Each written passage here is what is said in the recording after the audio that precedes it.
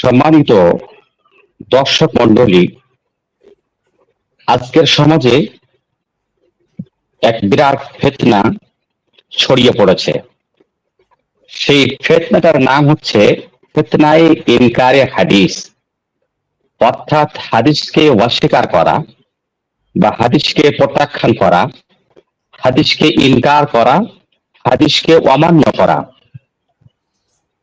অথচ রাসূলুল্লাহ সাল্লাল্লাহু আলাইহি ওয়াসাল্লাম, সাহাবাদের যুগে খায়রুল কুরুনি এর কোন দৃষ্টান্ত পাওয়া যায় না।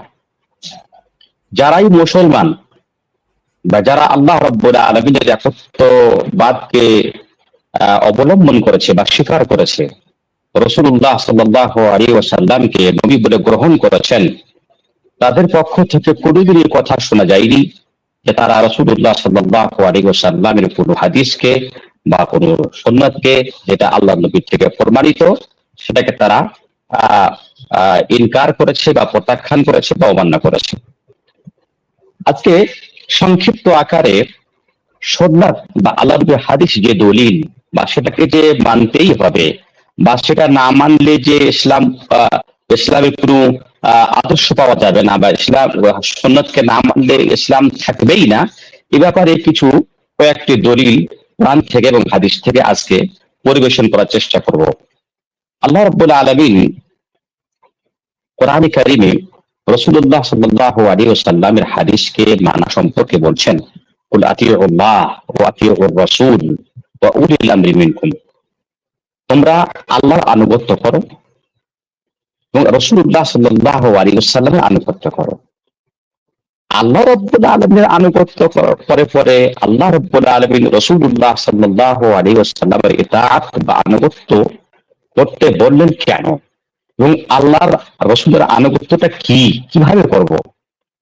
এই দলিল বা এই হাদিস, এই আয়াত প্রকাশ্য দলিল যে আল্লাহ রাব্বুল আলামিনের পক্ষ থেকে যে রাসূল সাল্লাল্লাহু আলাইহি ওয়াসাল্লাম প্রেরিত হয়েছিলেন, জনাব মুহাম্মদ রাসূলুল্লাহ সাল্লাল্লাহু আলাইহি ওয়াসাল্লাম, তার আনুগত্য করা প্রত্যেক মুসলমানের উপরে ওয়াজিব, ফরজ, জরুরি। তা না হলে সে মুসলমান থাকতে পারে না, সে মুসলমান হতে পারে না। তাই এই আয়াত দ্বারা প্রমাণিত হয় যে আল্লাহ রাসূল সাল্লাল্লাহু আলাইহি ওয়াসাল্লাম যে বাক্যগুলি বলেন বা যে কথাগুলি বলেন বা যে নির্দেশ আমাদেরকে দিয়ে থাকেন বা যেই সব জিনিসগুলি থেকে আমাদেরকে নিষেধ করে থাকেন, সেগুলো মানা অপরিহার্য। এটাই হলো মুসলমানের পরিচয়।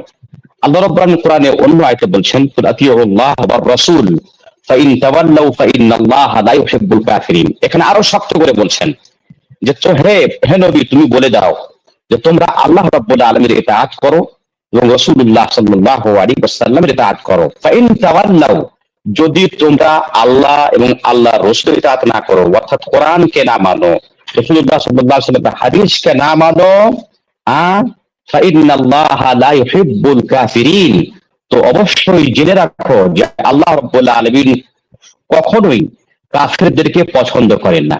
তার মানে হলো এই যে কেউ যদি আল্লাহ রাসূল সাল্লাল্লাহু আলাইহি ওয়াসাল্লামের হাদিসকে যদি সে অমান্য করে, তাহলে সে কাফের, তাহলে সে ইসলাম থেকে বেরিয়ে যায়।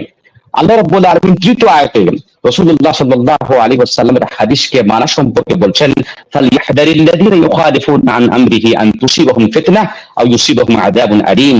তাদেরকে সর্বদা ভয় করা উচিত যারা রাসূলুল্লাহ সাল্লাল্লাহু আলাইহি ওয়াসাল্লামের আদেশের বিরোধিতা করে। অর্থাৎ আল্লাহ নবী এক কথা বলছেন এবং সে করছে অন্য কাজ। আল্লাহ নবী বলছেন, আল্লাহর কথাকে অস্বীকার করছেন, অমান্য করছেন, মানছেন না। আল্লাহ বলছেন যে এই সমস্ত লোকদেরকে সর্বদা ভয় করা উচিত এই ব্যাপার থেকে যে আল্লাহ রাব্বুল আলামিনের পক্ষ থেকে তাদের ফিতনা গ্রাস করে নেবে, বা আল্লাহ রাব্বুল আলামিনের পক্ষ থেকে কঠোর শাস্তি তাদেরকে এসে পড়বে, ধরে পড়বে। চতুর্থ নম্বর আয়াতে আল্লাহ পাক বলছেন, ওয়ামা কানা লিমুমিনিন ওয়ালা মুমিনাতিন ইযা কাদাল্লাহু ওয়া রাসূলুহু আমরা আন ইয়াকুনা লাহুমুল খিয়ারাতু মিন আমরিহিম। মুমিন এবং মুমিনাদের পরিচয় হলো এই, যখন আল্লাহ রাব্বুল আলামিন, ইযা কাদাল্লাহ, যখন আল্লাহ রাব্বুল আলামিন কোনো আদেশ দিয়ে দিবেন, ওয়া রাসূলুহু, কিংবা রাসূলুল্লাহ সাল্লাল্লাহু আলাইহি ওয়াসাল্লাম কোনো আদেশ দিয়ে দেবেন, তখন সেই মাসআলাতে বা সেই বিষয়ে তার পক্ষ থেকে তৃতীয় মত পেশ করার সুযোগ থাকে না। এটাই হলো মুমিনের পরিচয়। সুতরাং আল্লাহর আদেশ এবং কাদাল্লাহ ওয়া রাসূলুহু, আল্লাহ এবং রাসূলুল্লাহ সাল্লাল্লাহু আলাইহি ওয়াসাল্লামের আদেশই হচ্ছে ইসলাম, আর আল্লাহ নবীর আদেশ হচ্ছে হাদিস। আল্লাহ নবীর আদেশ হচ্ছে হাদিস। সুতরাং হাদিসকে না মানলে পারে সে মুসলমান থাকতে পারে না। পঞ্চম নম্বর দলিল আল্লাহ রাব্বানি কোরআনে বলছেন, ফাইন তানাযাতুম ফি শাইইন ফারুদ্দুহু ইলাল্লাহি ওয়ার রাসূল, যখন তোমাদের মধ্যে কোনো বিষয়ে মতভেদ সৃষ্টি হয়ে যাবে তখন তোমরা সেই বিষয়ের সমাধানের জন্য তোমরা আল্লাহ সেই বিষয়টাকে ফিরিয়ে দাও আল্লাহর দিকে এবং রাসূলুল্লাহ সাল্লাল্লাহু আলাইহি ওয়াসাল্লামের দিকে। তো আল্লাহর দিকে তো ফিরিয়ে দেওয়া আমরা বুঝতে পারছি যে কোরআনের দিকে আমাদের যেতে হবে। রাসূলুল্লাহ সাল্লাল্লাহু আলাইহি ওয়াসাল্লামের দিকে ফিরিয়ে দেওয়ার উদ্দেশ্যটা কি? রাসূলুল্লাহ সাল্লাল্লাহু আলাইহি ওয়াসাল্লাম যখন জীবিত ছিলেন তখন তার কাছে যে বুঝে তার সমাধান করে নেওয়া, রাসূলুল্লাহ সাল্লাল্লাহু আলাইহি ওয়াসাল্লাম যখন মৃত্যুবরণ করলেন তারপরে তার হাদিস অনুযায়ী তার সমাধানকে মন্থন করা বা জেনে নেওয়া। এগুলো হচ্ছে পাঁচটি আমি আয়াত পেশ করলাম। আল্লাহ রাব্বুল আলামিন রাসূলুল্লাহ সাল্লাল্লাহু আলাইহি ওয়াসাল্লামের মাধ্যম দিয়েও তার হাদিসকে মানার কথা উল্লেখ করেছেন। সুতরাং হাদিস থেকে প্রমাণিত হয় যে রাসূলুল্লাহ সাল্লাল্লাহু আলাইহি ওয়াসাল্লামের হাদিসকে না মানলে তার ইসলাম থাকে না। রাসূলুল্লাহ বলেন, ফাআলাইকুম বিসুন্নতি ওয়া সুন্নাতিল খুলাফা আর-রাশিদিন আল-মাহদিয়িন ফাতামাসসাকু বিহা ওয়া আদু আলাইহা বিন নাওয়াজিজ। আল্লাহ নবী বললেন যে তোমরা আমার পরে যারা বেঁচে থাকবে তারা দেখবে যে পৃথিবীতে অনেক মতভেদ সৃষ্টি হয়ে গেছে। হ্যাঁ, সে মতভেদ সৃষ্টি হওয়ার সময় তোমাদের করণীয় হলো এই যে ফাআলাইকুম বিসুন্নতি, তোমরা আমার সুন্নতকে ধরে থাকবে। আল্লাহ নবীর সুন্নতটা কি? আল্লাহ নবীর সুন্নত হচ্ছে তো হাদিস। আল্লাহ নবীর সুন্নত হচ্ছে তার বাক্য, তার বাণী, তার হাদিস, যেটাকে আমরা হাদিস বলে থাকি, সেটাই হলো আল্লাহ নবীর সুন্নত। সুতরাং আল্লাহ নবী বলেন, আলাইকুম বিসুন্নতি, তোমরা আমার সুন্নতকে মজবুত করে আঁকড়ে ধরে থাকবে, আর যেই বিষয়ে তোমরা আমার সুন্নতকে পাবে না সেই বিষয়ে তোমরা খুলাফায়ে রাশিদিন রাদিয়াল্লাহু আনহুম ওয়া রাদু আন, তাদের সুন্নতকে তোমরা আঁকড়ে ধরে থাকবে।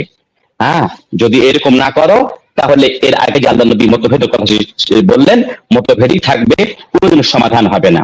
রাসূলুল্লাহ সাল্লাল্লাহু আলাইহি ওয়াসাল্লাম হাদিসে বলছেন, আলা ইন্নী উতিতুল কিতাবা ওয়া মিসলাহু মা, এই লোকেরা শুনো, আমাকে কোরআন দেওয়া হয়েছে এবং কোরআনের মতো আরো একটি জিনিস দেওয়া হয়েছে, সেটা হচ্ছে সুন্নাত। রাসূলুল্লাহ বললেন যে আমি পছন্দ করি না বা আমি চাই না যে পৃথিবীর বুকে এমন কোন লোক আসুক যে লোক বলবে যে আমরা কোরআনে যা পাবো সেটাকে মানবো এবং কোরআনে যেটাকে হালাল হারাম পাবো সেটাকে হালাল হারাম মনে করবো, আর যেটাকে কোরআনে পাবো না সেটাকে আমরা মানবো না। এই কথা যদি দেখতে না পাই, রাসূলুল্লাহ সাল্লাল্লাহু আলাইহি ওয়াসাল্লাম হাদিসে বললেন যে আলা ওয়া ইদ্দামা হারামা রাসূলুল্লাহ মিসলু মা হারামাল্লাহ, রাসূলুল্লাহ সাল্লাল্লাহু আলাইহি ওয়াসাল্লাম যে জিনিসকে হারাম করেছেন সেই হারামটা তেমনই হারাম যেমন আল্লাহ রাব্বুল আলামিন হারাম করেছেন। অর্থাৎ আল্লাহ এবং আল্লাহ রসুল যে জিনিসকে হারাম করে দেয় উভয়টাকে হারাম মানাটাই হচ্ছে এক মুসলমানের পরিচয়। ইমাম আহমদ বিন হাম্বল রাহিমাহুল্লাহকে জিজ্ঞাসা করা হলো যে সুন্নাতের মর্যাদা কতটা? তিনি বললেন, আস-সুন্নাতু তুফাসসিরুল কুরআন ওয়া তুবাইয়িনুহু, কোরআন সুন্নাতটা হচ্ছে এমন একটা জিনিস যা কোরআনের বিস্তারিত আলোচনা করে, কোরআনের যে কথাগুলো আমরা বুঝতে না পারি সেগুলো বর্ণনা করে। যেমন কেউ ইমরান বিন হোসেনকে জিজ্ঞাসা করলে পারে যে আমরা কোরআনে যা আছে তা তো মানলেই যথেষ্ট না।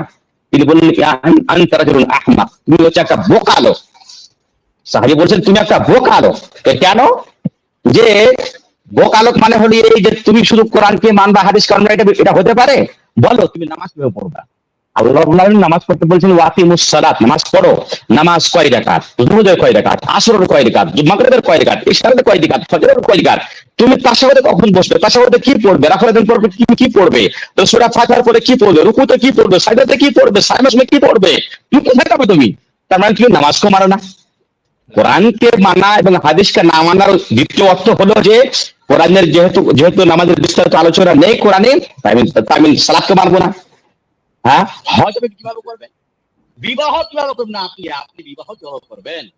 হ্যাঁ, সুতরাং শেখুল ইসলাম ইমাম আউজাঈ রাহিমাহুল্লাহ, ইমাম মাকবুল রাহিমাহুল্লাহ বলেছেন যে আল কোরআন আহওয়াজু ইলা সুন্নাহ মিন আস-সুন্নাতি ইলা আল-কোরআন, কোরআন যতটা সুন্নতের মুখোপেক্ষী সুন্নাত কোরআনের অতটা মুখোপেক্ষী নয়। বরং কোরআন হচ্ছে মুজমাল, এবং কোরআনের ইজমালকে দূরীভূত করার জন্য আল্লাহ রাব্বুল আলামিন নবী সাল্লাল্লাহু আলাইহি ওয়াসাল্লামকে হিকমত দান করেছেন অথবা সুন্নাত দান করেছেন। সুতরাং সুন্নাতকে অবশ্যই মানতে হবে।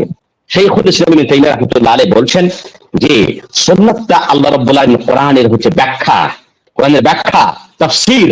সুতরাং কোরআনকে আমরা না বুঝতে পারলে আমাদেরকে হাদিস, কোরআনকে বোঝার জন্য আমাদেরকে হাদিস অবশ্যই লাগবে, অবশ্যই লাগবে। ইবনে হাজম রাহমাতুল্লাহ আলাইহি খুব সুন্দর একটি দলিল দিয়েছেন। তিনি বলেছেন, এবং এই দলিল যেটা বলতে চাচ্ছি আমি, সেটা শাইখুল ইসলাম ইবনে তাইমিয়া ইবনে কাইয়িম রাহিমাহুল্লাহ বলেছেন, ইবনে হাজম বলেছেন। তিনি কি বলেছেন? আল্লাহ পাক বলছেন যে ওয়ামা ইয়ানতিকু আনিল হাওয়া ইন হুয়া ইল্লা ওয়াহয়ুন ইউহা। রাসূলুল্লাহ সাল্লাল্লাহু আলাইহি ওয়াসাল্লাম যা বলেন সেটা আসলে আল্লাহর পক্ষ থেকে হয়, তিনি স্বেচ্ছায় কোনো কথা বলেন না। আল্লাহ রাব্বুল আলামিন এখানে আল্লাহর নবীর কথাকে কি বললেন? ওয়াহী বললেন। আল্লাহর নবীর কথা কি বললেন? ওয়াহী বললেন। আল্লাহর নবীর হাদিসকে ওয়াহী বললেন, এবং যেগুলো ওয়াহী সেটা হচ্ছে জিকির। কুল্লু মা উহিয়া ইলান নবী ফাহুয়া যিকরুম মিনাল্লাহ, এবং আল্লাহর পক্ষ থেকে যে সমস্ত ওহীগুলো এসে থাকে সেটাই হলো জিকির। আর জিকির সম্পর্কে আল্লাহ পাক বলছেন, ইন্না নাহনু নাযালনা যিকরা ওয়া ইন্না লাহু লাহাফিজুন। আমি জিকির নাযিল করেছি, অর্থাৎ কোরআন এবং সুন্নাত নাযিল করেছি, এবং এই কোরআন এবং সুন্নাতের হেফাজত করার দায়িত্ব আমার রয়েছে। সুতরাং হাদিস মাহফুজ এবং কোরআনের মাহফুজ, এর উদ্দেশ্য হলো এই যে আল্লাহ নবী বলে গেছেন, তারাকতু ফিকুম আমরাইন লান তাদিল্লু মা ইন তামাসসাকতুম বিহিমা কিতাবুল্লাহি ওয়া সুন্নতি। আমি তোমাদের মাঝে দুইটি জিনিস ছেড়ে গেলাম, যদি তোমরা দুইটি জিনিসকে আঁকড়ে ধরে থাকো তাহলে যতক্ষণ আঁকড়ে ধরে থাকবে ততক্ষণ তোমাদেরকে পথভ্রষ্ট করতে পারবে না। সুতরাং সুন্নাতের ব্যাপারে আজকের ডেটে কেউ যদি সুন্নাতকে অমান্য করে তো সে হলো রাজুলুন আহমাক, সে হলো রাজুলুন আহমাক, সে হলো মহা পাগল লোক। তাকে জারি অন্তরে সুন্নাতের ইনকার বা সুন্নাতের প্রত্যাখ্যান করার সুভা চলে এসেছে। কুল্লিয়ান কিংবা জুজইয়ান, সে সমস্ত হাদিসের ইনকার করুক কিংবা কিছু কিছু হাদিসের ইনকার করুক, তাকে অনুতপ্ত হয়ে চুপে চাপে মসজিদে গিয়ে আল্লাহর কাছে ক্রন্দন করে কেঁদে দোয়া চাইতে হবে, আল্লাহ আমার আসলে অন্তর মরে গেছে, আমার অন্তর মরে গেছে আল্লাহ, আমি এই 2025-এ বসে আল্লাহ নবীর সুন্নাতকে ইনকার করছি, আমার চাইতে বড় মহাপাপী আর কেউ নাই আল্লাহ, তুমি ক্ষমা করো, অনুতপ্ত হও, তওবা করা উচিত, এবং হাদিসের সম্পর্কে তার মনকে প্রশস্ত করা উচিত, এবং যেগুলো হাদিস সঠিক হবে তাকে অন্তর থেকে গ্রহণ করা এবং তাকে মানা তার জন্য ওয়াজিব হয়ে যায়। আল্লাহ রাব্বুল আলামিন যেন আমাদেরকে সুন্নাতের উপরে আমল করার, সুন্নাতকে মানার, সুন্নাতকে প্রচার ও প্রসার করার তৌফিক দান করেন, এবং সমস্ত উম্মাতে মুসলিমা যাতে কোরআনের সাথে সাথে সুন্নাতকেও যাতে মেনে চলে, এটি রয়েছে কল্যাণ ইহকাল এবং পরকালে। আল্লাহ যেন আমাদেরকে এই সমস্ত কাজের তৌফিক দান করেন। আমিন।